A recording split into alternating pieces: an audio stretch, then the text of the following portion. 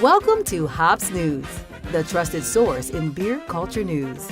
Here's your host, Jay Brew, with special guests, the Hoppy Mommy, Lucky, and Mash.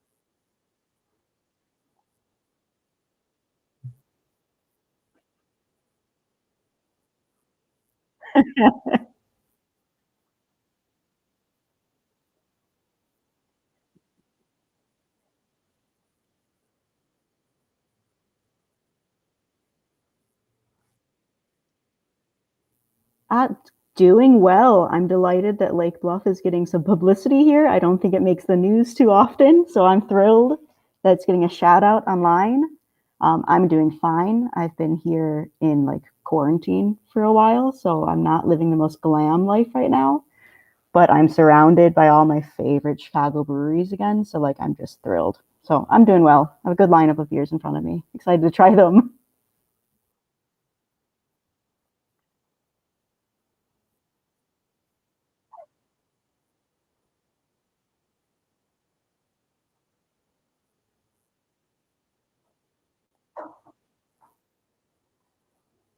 Yeah, I'm continually surprised whenever I come back by how good the beer scene is here. Because every time I come back, there's new things that are happening, and the regular stores have more of my favorite breweries just on the shelf, ready to go. And like, it's just, it never disappoints. Like, I cannot wait to go and visit some of the patios that are open right now. It's just going to be amazing. So I'm happy to be back.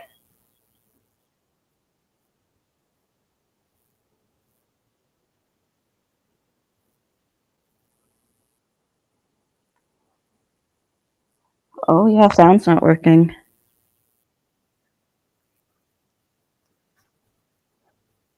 That's miraculous. It's usually me where the problem is. It's almost always my end.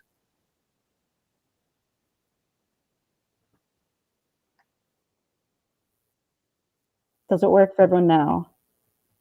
Answer in the chat if it does. Maybe that works. I think that's working. Yeah, that looks like it's working. Go figures. We're it's always interesting on this side of the mic. I will tell you, I don't know what happened because it was working there in the beginning, but now we're back for sure. Yeah, definitely Chicago, Illinois. There's worse places to be living and experience the beer scene. That's for sure. A lot of great breweries around there. Some of the older ones as well. Like some of the first, real big craft breweries have come out of the Chicago area. Yeah, like it's one of those things when people talk to me about beer in the US, they talk about a lot of those like obvious cities that they want to go to. And like obviously the cities they talk about, like the Colorado cities and whatnot, like they clearly have a lot going on in beer. But I'm always slightly pissed off that Chicago doesn't make the list because there's just so much to offer here, and you could spend days touring around and having a great time. And some of them are just so experimental, and there's also a lot of traditional ones. So there's just a lot to choose from. Like ages ago, I had the idea of writing like pub crawls through Chicago because Mm-hmm. I think that's the content I would want for Chicago. Yeah. Like what like five breweries can I hit in a 3 hour space, and how am I going to do it? So I think that's my next plan. Yeah, that's a great idea. And I will tell you that I think a lot of big cities get a bad rep, right? Mm-hmm. If you look at the top 10 beer list, any top 10 beer lists that are out there of cities, barely any big cities are on it. But we all know they have some tremendous breweries in them. And as you said, you could probably in Chicago within a 3 hour period, if you couldn't hit a dozen breweries, something's wrong. I mean, it's so condensed and there's so much of it there. It would be interesting to get some articles like that because I think that a lot of those big cities definitely get left out. It's kind of the Grand Rapids, the Asheville's, the Vermonts, Yeah. and that sort of thing. And I'll be honest with you, I'm like you. It's like, well, we've heard about this city before. We know it's got great beer. Let's talk about breweries in New York or breweries in Right. Atlanta or something like that. But I definitely think that those big cities, you're right, definitely get a bad rep. And then it also happens that sometimes I just won't ever hear about a brewery. It won't cross my path for some reason because there's just not a lot of articles being written about it. And it's like, it could be a brewery that's been kind of in an area I hang out in, and it's been there for ages, but like it just, people haven't been writing about it. Yep. It's not crossing like Instagram feeds or whatever. So like, there's so much to choose from here. And like, if anyone's trying to come to Chicago for drinks, let me know because I'm always down. There's so much to do. There's so much to see. I have a long list. For sure. I think Lucky is planning a trip pretty soon, or at least yeah, he's not considering far. coming down to Chicago to visit that beer scene down there as well. So I hear you cracking one open, Brew. What are you pouring over there? We'll go take a look at what you're sipping on. Yeah, I should have opened this earlier. It's from Off Color. Let's see. Yeah, there you go. It's from Off Color Brewing. It's a goza, and they made a goza that's somewhat inspired by a margarita. So it's called Beer for Tacos. They wanted a beer for with tacos. They thought about margaritas. So this is a goza with like a strong lime taste. It's very refreshing. It's very nice. And also, this brewery has some of my favorite artwork. There you go. If you look them up, all of their cans are this kind of like sketchbook style. And it's Nice. just pretty cool. So cheers to you guys. Yeah, Margarita Goza. We've had a couple of them ourselves, and I will tell you, they're some of my favorite, most refreshing beer. It's lovely. And like the Goza style is one that I think I ignored for a long time. Like I read it, it's not that I wrote it off, but I think it was just the description of it, like salty, like Yeah, the description really put me off for a long time. So I just didn't try it. yeah, And then in like the last year or so, I kind of like snapped into it and figured out that Gozas are the best. And yeah. now if I see one anywhere, I'm going to try it and I'll probably like it. Like I haven't had one that I've disliked so far. For sure. And let me give a shout out to some people in the room in the chat there. Lori, Hoppy Mommy's mommy, holla. Yes, I appreciate the invite, and I would have loved to take you up on that BMW experience again. And if you ever offer it again, the chances are I'm jumping on that. And if I make it down to the Miami game this year, I am definitely reaching out to you to be a part of that again. Matthew, yeah, we've got the sound working. I will tell you what happened. So here's what happened. Wirecast is the platform we use to stream with, and there was a big update that forced me to update because I haven't updated in a while because I hate to update critical software like this. And it forced me to update today about 30 minutes before we got on, and it obviously didn't recognize the Rodecaster Pro on this side of the mic. So definitely appreciate the text messages and the flags and the fingers and everything else that I was receiving when my sound wasn't working. Mash chimes in. Hello, everyone stopping in to say, Brew Witch, we missed you. Yes, we did. It's good to have her back on and hear more about some of her adventures in Europe and across the pond here in a little bit.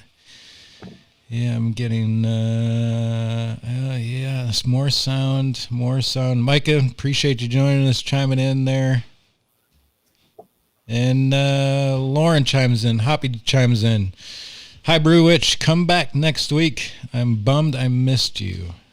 So definitely some more Brew Witch fans out there. For once, the sound issue isn't my mic, is what Hobby said. Yeah, it's always something, but we'll definitely get there for sure. Happy Hump Day, family. Corey, one of our Patreon members, definitely appreciate you, Corey, and looking forward to drinking some beer with you tomorrow with Common Law Brewing and Brad, for sure. Not to interrupt the conversation, but I used to be a brewer at Omega Gang. How is that pronounced? Omegong? Omegon. Yep, that's it. I don't know. I could be wrong. Yeah, I think that's it. Matthew, and it is way out of the local towns. In fact, the sheriff's office is very close to the brewery. Not that it matters, but it is still a fact. So that's in Chicago, correct? I'm actually not completely sure. I'm going to He's look it up. chiming in with it. It must be. I can't imagine why else. Yeah, for sure. Let's And find out. BMW will be back next year for sure. I'm definitely looking forward to that.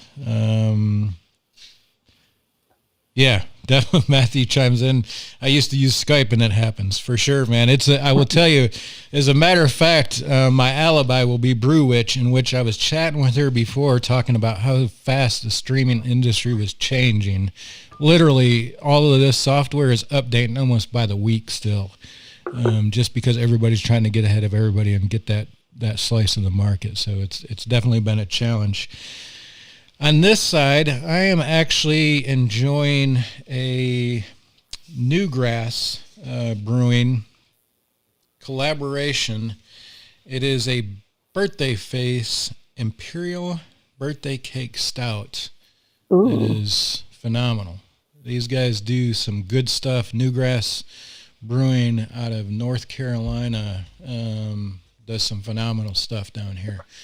But I will tell you, it's an Imperial Stout, and I didn't come unprepared in that I'm trying out Hoppy's Happy Hour Vitamins once again.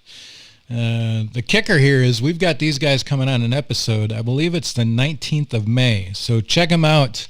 We're going to get some of these out to the other host. We're going to down some beer and give them a shot and see how they work for the hangover the next day before we get them on. So Happy Hour Vitamins, you can buy them on Amazon. That's where I ordered these ones.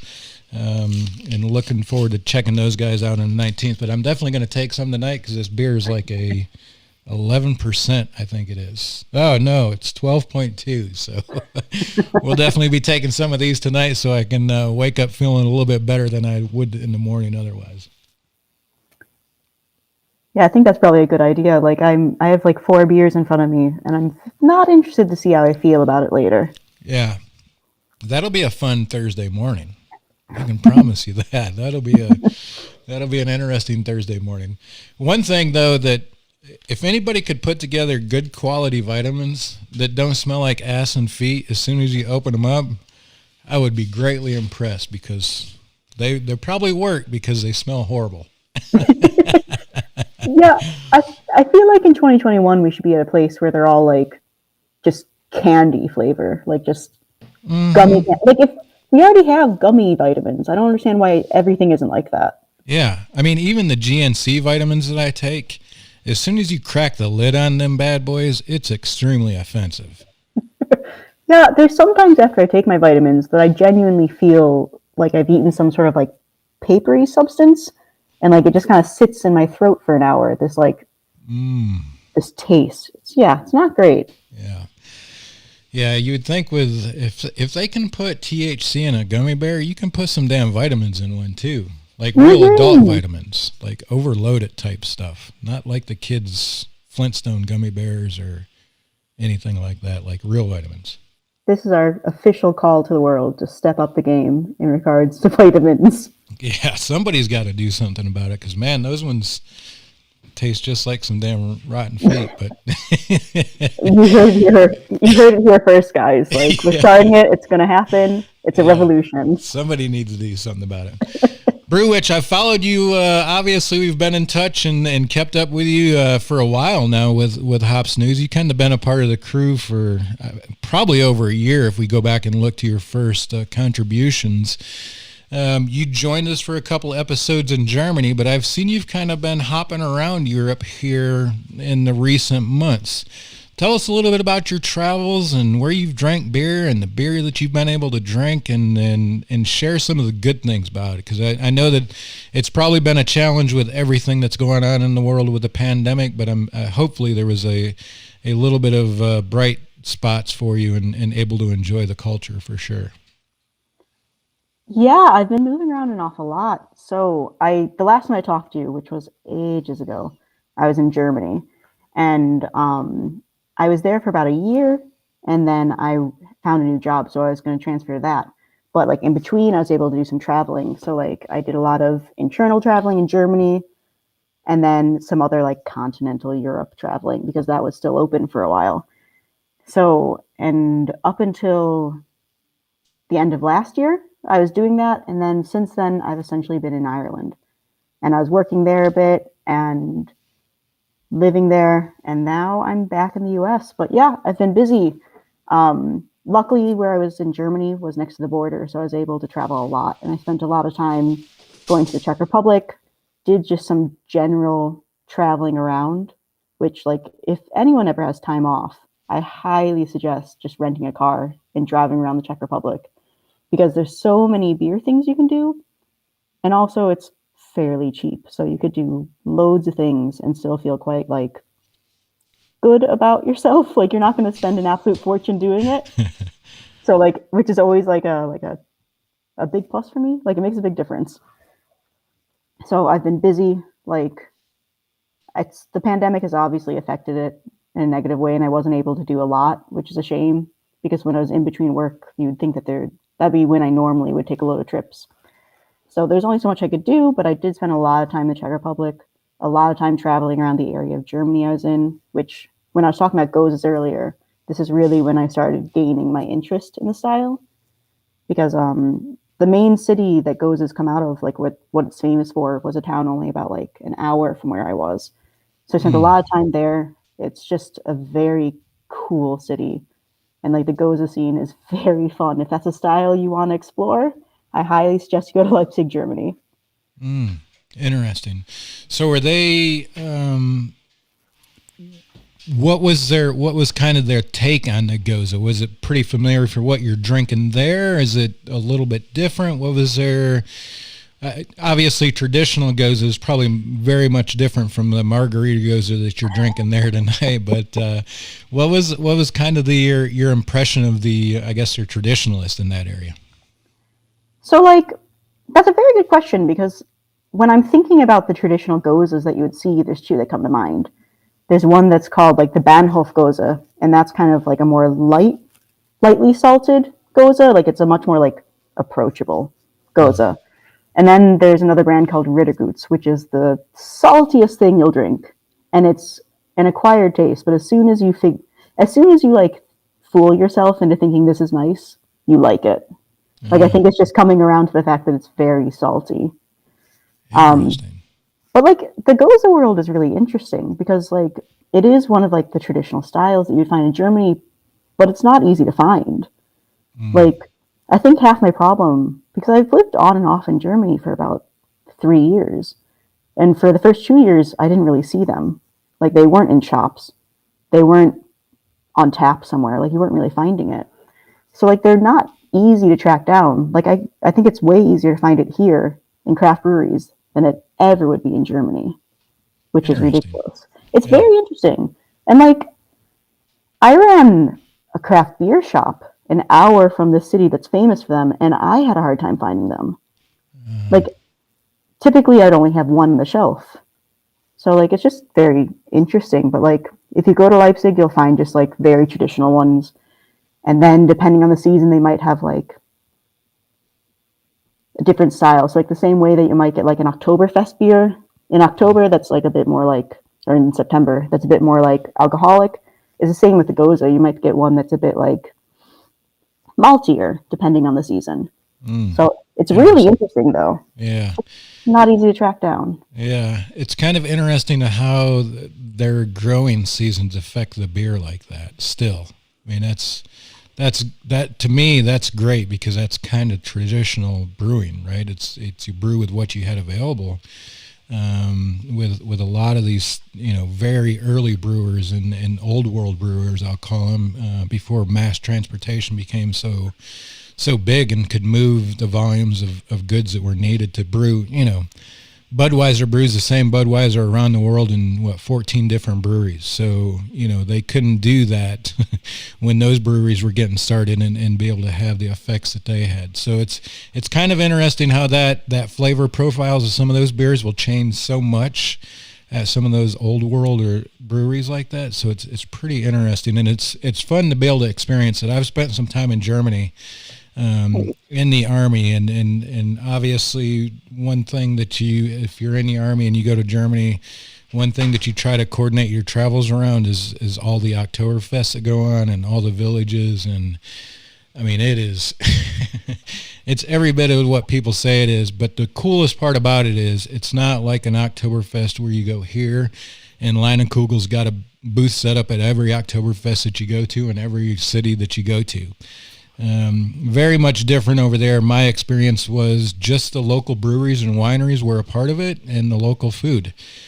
So every village Oktoberfest was a little bit different, but pretty familiar, right? But the beers and the brewers and the wineries and that sort of thing. I mean, I'm sure they have some of the Oktoberfests that we know about now in some of the bigger cities, but still I think some of their smaller villages probably carry on with a real old world type of Oktoberfest where it's just locals sharing their goods. You're very right. And like the small towns and their festivals in Germany are just amazing. Like I know people all around the world will travel to Munich for Oktoberfest, and that's great. But like if you have the opportunity to stay in a smaller town and go to their festivals and see what they're up to, it's actually so fun. Yeah. And it's just, yeah, I don't know. It's just a very good time. Like it's, and I'm sure it's much easier to navigate than the actual Oktoberfest. Like go to the actual Oktoberfest in Munich, go do that. But also like if you get the chance, stop by some of the other towns, see what they're up to. Yeah. It'll probably be a blast. Yeah. And they're all, it's like anything else when, at least my experience when the military is around and Americans around, we spend usually we're pretty frugal, or not very frugal with our money. So we spend pretty well, and they're always happy to see you. And to be honest with you, a lot of times you didn't pay for anything. You just always seem to find food that was handed to you or drinks that were handed to you somehow, some way. But always a good time. So if you ever find yourself over there in Germany or any of those European countries that kind of celebrate those fest in the fall, like Brew Witch said, obviously go visit those big cities just to say you've been a part of something like that, but go visit those little villages and experience that. I will tell you, you will have a much bigger impression led upon you by those little villages and the little cities than some of those big, very heavily populated areas. I know that Hoppy for ages had plans to go to Oktoberfest, and I'm really looking forward to her coverage of that because I think it'll be a great time to see what she's up to and what she goes to see. Yep.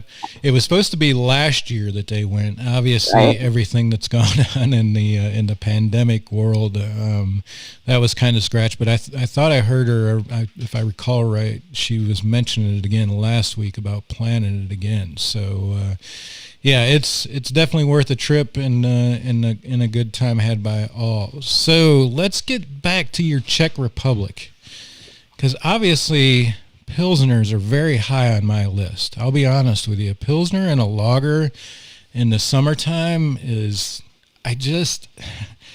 it's because I'm getting old, but I really, really enjoy a very good Pilsner or a lager in the summertime, and we'll just drink them. I mean, it's one of those beers, especially, I think what really got me into it is we're big in tailgating, right? And our tailgating usually starts before 8 o'clock in the morning. To no matter what time the game comes on, you can't pull up a suitcase of 6% IPAs at a tailgate. The day's just not going to end very well for you.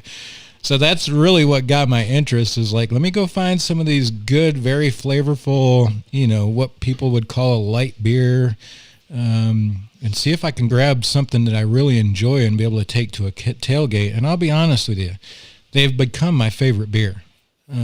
Even at restaurants, I will find myself ordering the lager or the Pilsner from somebody time and time again.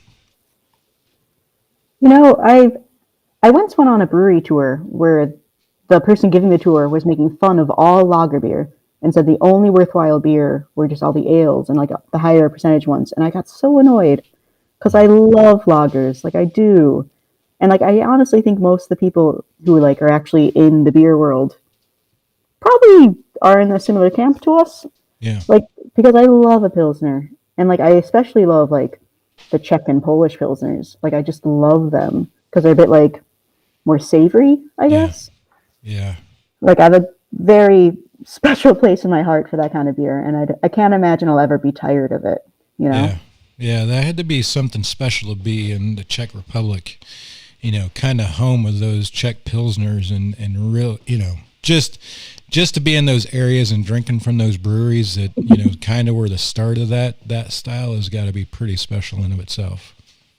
So this is going to sound so cliche, but when I was traveling around, I went to Pilsen, which is where like Urquell comes from. And I went to the brewery there and I had a beer at like 10 a.m. because that was the only time it worked because I had to be somewhere later that day.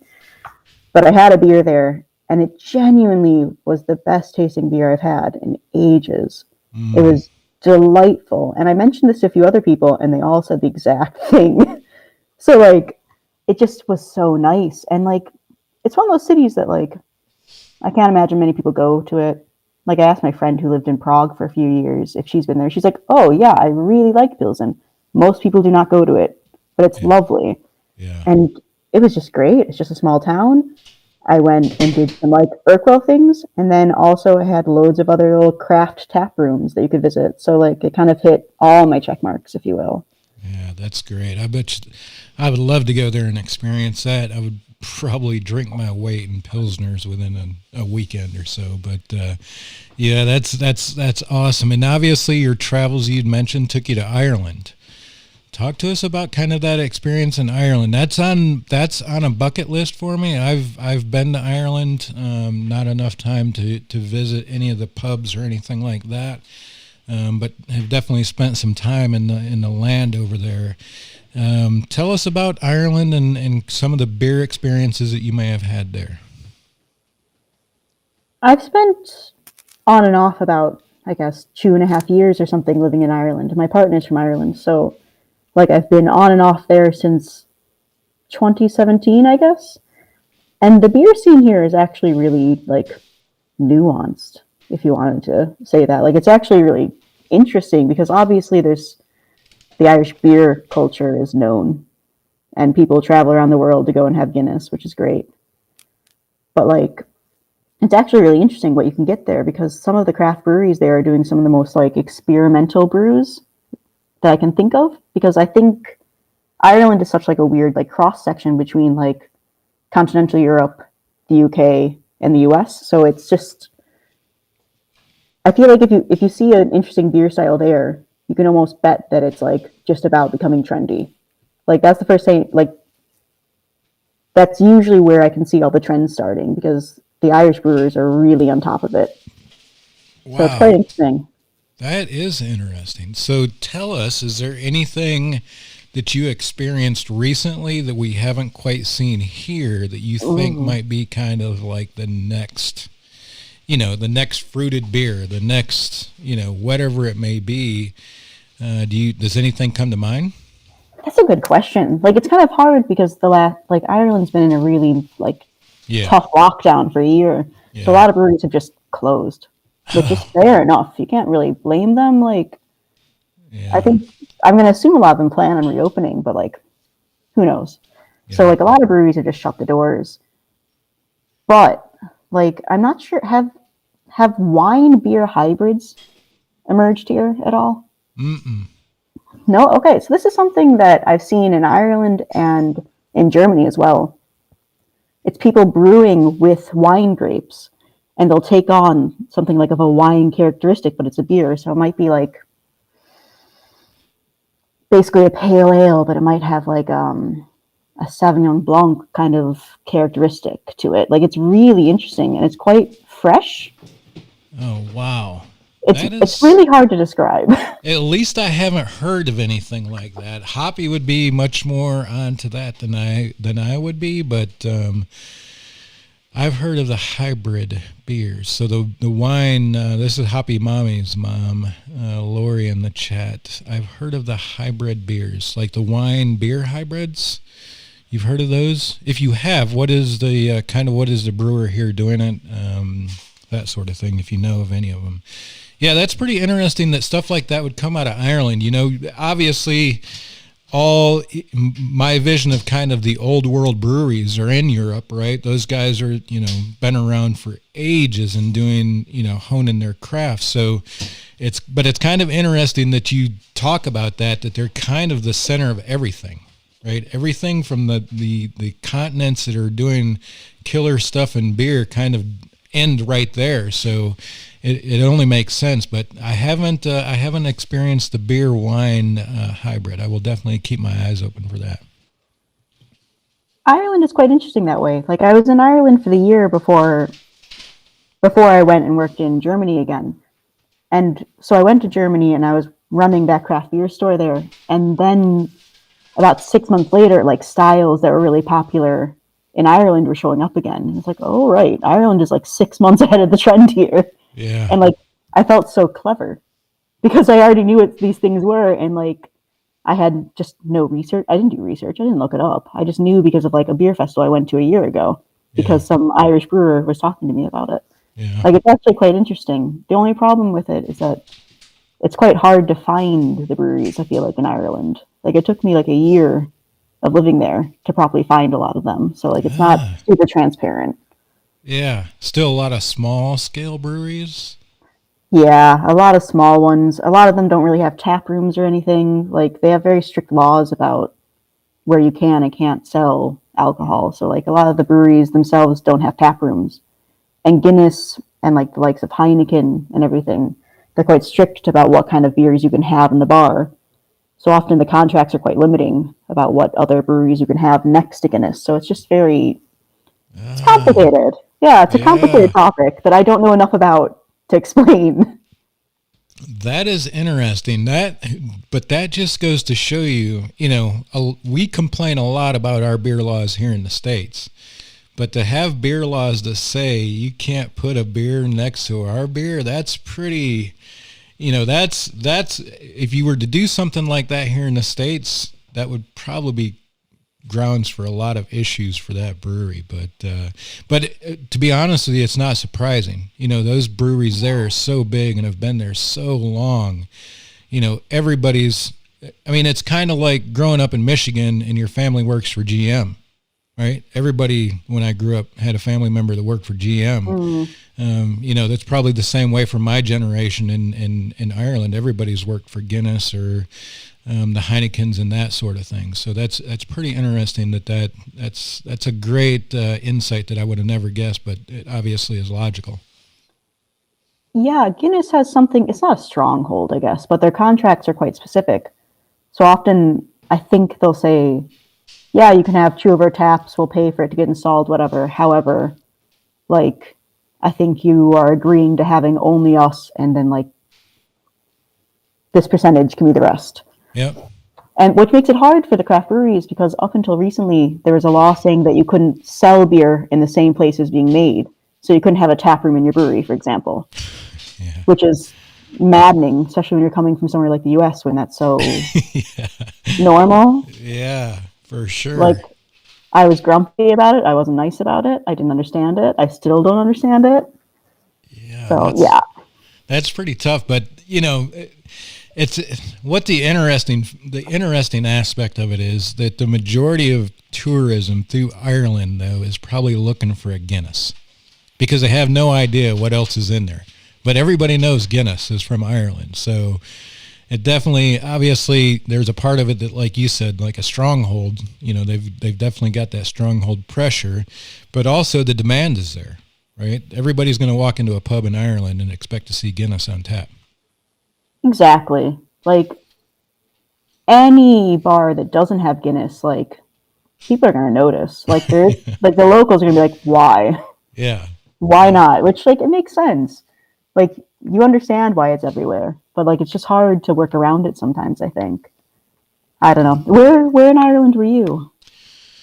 Spent some time in Shannon, about a weekend. We spent in Shannon, Ireland, stranded on a broke down aircraft at the Shannon, Ireland, or Shannon airport there. Wasn't supposed to leave, but we ended up walking around the airport area a little bit and catching some food and that sort of thing. So it was, it's like anything else. I tell everybody there's very few places that I've been as a U.S.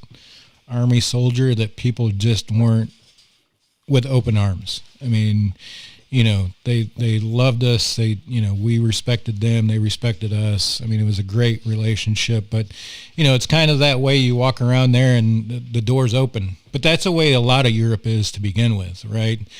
I think that it's kind of interesting because we used to do a lot of backpacking back in the day, and obviously backpacking in the United States and probably the rest of the world is much different than it is in Europe. My understanding of backpacking in Europe is really walking from hostel to hostel. and calling it a weekend or a week or whatever it may be. So it's just kind of interesting. And we had that experience when I was in Germany. We weren't attached to any one unit over there, so we kind of bounced around to hostels and had a great time. But Ireland is definitely on the list of me to go back and just be able to enjoy it and have a good time and not be, the soldier that's walking around town on a stranded aircraft that's stuck at the airport. So, but yeah, I mean, it's always been on my list for sure. And like, you couldn't have picked a smaller airport to be stranded in, because it's like, I know it really well. It's really close to where my partner's family is from. And like, my partner, Shane, he worked there. His father worked there. Like, I know it really well. It's small. There's not much there. No. I wouldn't want to be stuck there. That's why we ended up finding our way out of it. Yeah, that's reasonable. Like, I can hardly blame you. Yeah. Yeah, it was, it's always, I mean, that's when when people like that, I mean, it was kind of that way for us in Germany. We were just bouncing around. We had about 30 days in Germany and had about 5 days worth of training that we had to do. The rest of the 25 days, we were just living.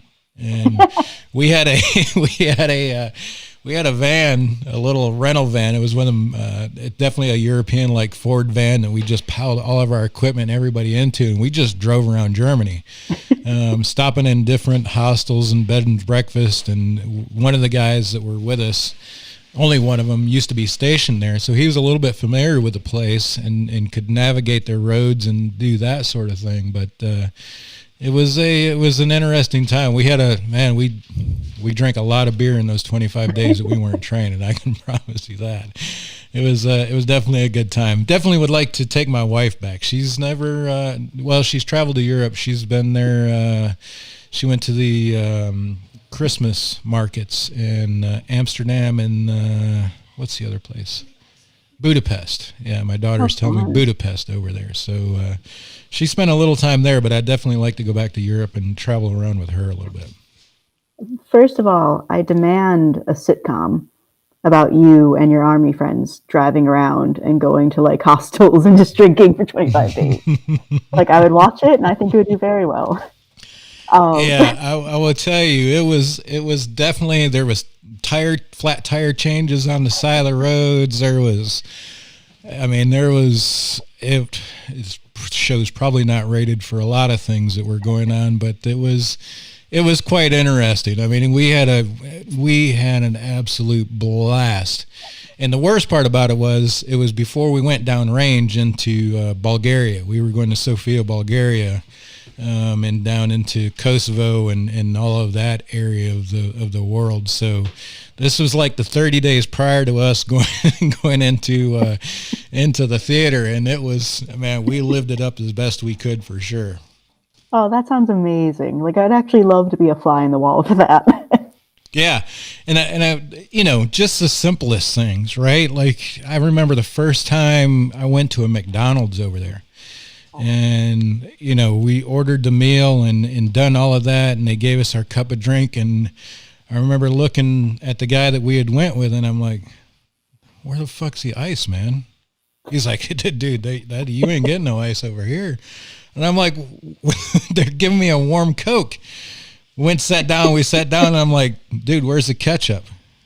He's like, man, you're going to have to go buy some ketchup. And I'm like, how come everything is a little bit, but that, you just kind of get used to it at a point, but it's like going from where we're at here in the United States, where you can run up and grab a fistful of ketchup out of the container and you can fill up your cup with ice, dead center to, well, why is everything so different? But yeah, it's pretty crazy. There's for me, it was a little bit of not so much of a culture shock because I'd spent some time in Korea before, but you go from you're used to what you're doing in the United States, you're on a plane for a few hours and boom, everything. I mean, the whole culture changes a little bit. So yeah, it was pretty interesting time. I think there was, 6 of us? So it was a pretty small unit, pretty tight-knit group. I mean, we were all like brothers at that point, but we had a ball with it for sure.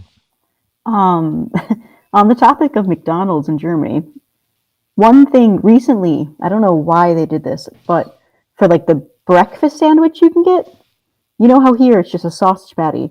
At some point recently, they changed it, and in Germany you can no longer get the sausage patty, but you can get like a breakfast sandwich with just a beef patty in it, like your normal hamburger patty.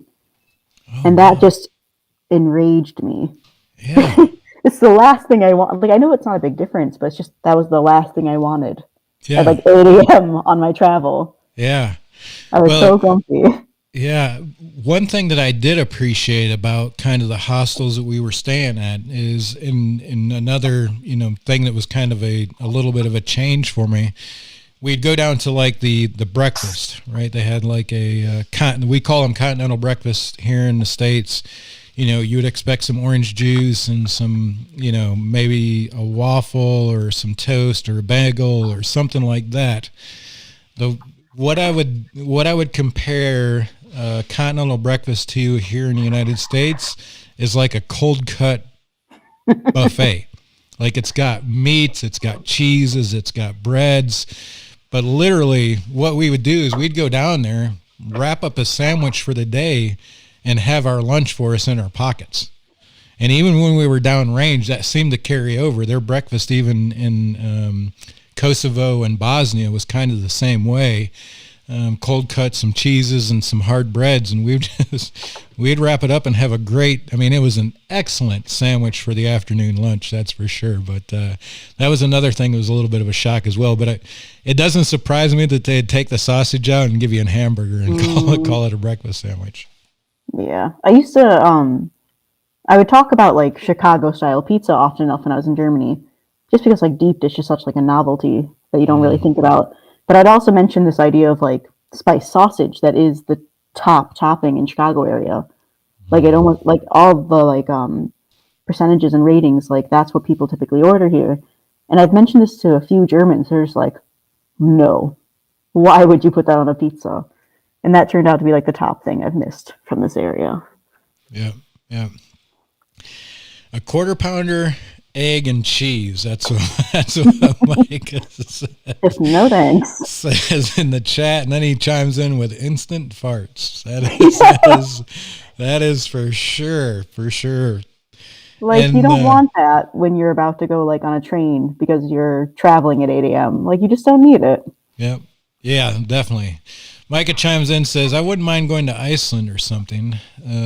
Yeah, I've never spent any time in Iceland, but we did fly into Greenland once. Really? Actually, on the other side of the trip, and was broke down in Greenland for, I think, about 29 hours altogether. I will tell you, Iceland and Greenland, just for those of you that don't remember geography classes, are actually switched. Greenland is pretty green, and Greenland is pretty icy. So our 29 hours in Greenland was absolutely brutal. That was the coldest damn place I think I've been in a long time. We were cut short there for a while, so it's pretty interesting. But Iceland would probably be pretty fun. I don't know what their beer scene is like over there, but I know they've got a pretty cool culture. I only know of one brewery in Iceland because they seem to be distributing quite frequently in Europe. And like, they seem pretty cool. And everyone I know that's been to Iceland says it's a blast. Yeah. Like, it looks gorgeous. But like, I think it's one of those things where you need to be up for like hiking and all that, which I like, but I don't think I need a full vacation of it. You know, like I don't need 5 days. 1 day, I'd say, would be my max. Yeah. You probably need to be pretty outdoorsy if you're going to go vacation in Iceland. Yeah, and like I'm just not, and I know that about myself. Yeah, you know your limits for sure. That's good, though. That's good. It's like, yeah, at least I know that I'm not able. Yeah, it's like we can stop in Iceland for a couple of hours. 1 day. Yep, that sounds good. Hey, tomorrow night, don't forget, we've got our virtual tasting with Common Law. Brad is going to join us from Common Law Brewing to go through his beers, and we are definitely looking forward to that. to be a part of that and enjoy the products that Brad's going to share with us is there as well. We do have a couple spots. We have New Barons coming up next month, and we'll definitely get Brew Witch on that one, so she'll be able to join us. We'll get her a box of beer from New Barons and be able to join us. We've got a couple of spots left for the Sip of Sunshine. I think there's only 2 spots left because we had another Sip of Sunshine joined us this past week. So there's a couple spots left if you want to get on that one. Obviously, this week's one with Common Law is all closed out, and beer is already shipped and in people's refrigerators, so that one's closed out. We do have our Hops Baron package, our care package coming out in May. That will be the variety pack of Hops Baron barbecue rubs that is absolutely phenomenal. We also have a collaboration going on with these guys to do a brine, a barbecuing brine that we're working on by the day. I would expect some of us to have some product for testing next week. And I will tell you, we're going to donate a portion of the proceeds to a very, very familiar nonprofit to Hops News. I'm not quite going to release his name yet. Maybe we'll do a special episode and bring him on and Hops Baron crew on and everybody talk about the collaboration, but I think you guys will be happy. What I will tell you is we're going to do a limited release of the brine that will come with some extra products and obviously donate a little extra money to the nonprofit. You're not going to want to miss it.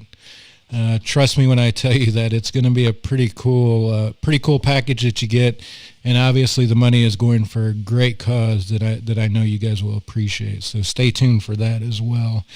A lot of good things in the works. A lot of good things with the virtual tastings. Hopefully, we'll continue this after these 3 pilots and we get some feedback. But the last one for the pilot is coming up with New Barons in May. So if you're interested in be a part of that, check out our Patreon page.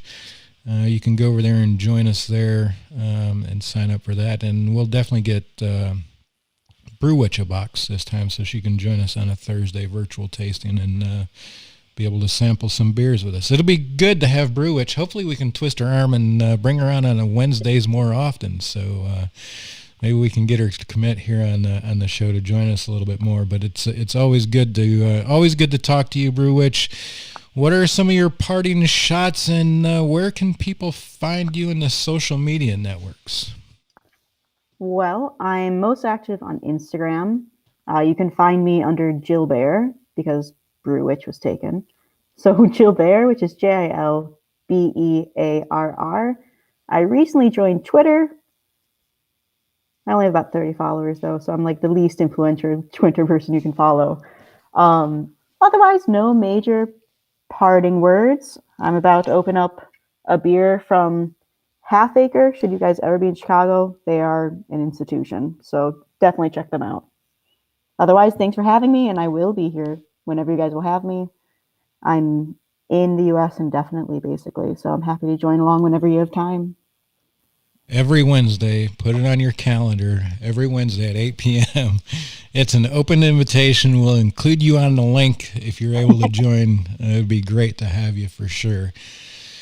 Appreciate everybody tuning in tonight. I think we've got check it out. We've got a little something here from MASH. Let's go check in with the video from MASH real quick. He's going to check in from, MASH is going to check in from Orlando with his Gold Bond report because we know it's sticky as shit by now in Orlando. If it was 73 degrees in Blowing Rock, North Carolina, I can guarantee you it was some Gold Bond rating in Orlando, Florida. Let's go check in with MASH and see what he has to say. So just got here to Orlando, Florida, and let me tell you, it is 5 Gold Bond status out here. This shit is hot. Take me home. There you have it. 5 Gold Bonds. MASH gave it a 5 Gold Bond rating near the Orlando airport in Florida, which is no surprise. MASH is kind of a lot like me. You can probably see me just with lights on. I've probably got some beads of sweat already showing up. So for MASH to give it a 5 Gold Bond rating is not a surprise. Hopefully we can get Mash and Hoppy on. Maybe we can get them to check in on some live on the Facebook page over the next couple of days, because they're finally getting to meet in Orlando, enjoying some Disney World, and I'm sure going to drink some Florida beer. So I'll send them a text here tonight and see if we can't get a chance for them to check in live and give us an update on what's going on, and have Mash kind of give us his take of the Orlando beer scene. That'd be good to get from Mash. Hey, appreciate you joining us, guys. Check us out next week. Wednesday, we'll be right back. The other episodes, just a forewarning, the Feelin' Luckies and the Geeks might be delayed a little bit, because obviously Lucky is dealing with a personal matter with his dog, and Hoppy and Mash are getting wild in Florida. So I'm not sure that they'll have time to record an episode or not, but definitely looking forward to everybody returning, and looking forward to getting Brew Witch back. Maybe next Wednesday she'll join us. Appreciate you tuning in. Have a great night. Cheers. Cheers. Brew Witch, appreciate you joining us. It's always good to chat with you. It was actually lovely. I had a great time. So, I'd be happy to join next week. I can't imagine why I wouldn't join, to be honest. This was really fun. Awesome. Well, the invitation's open. I'll include you in all the chats. You're obviously on our Discord and all of that stuff, so I'll make sure that you get the links. We're here every Wednesday at 8 p.m. If we're not here, everybody will know about it well in advance, but we'll definitely have some people here, even if it's just you and I. Perfect. I can't wait to join, and thanks for having me. This was fun. Yeah, no problem.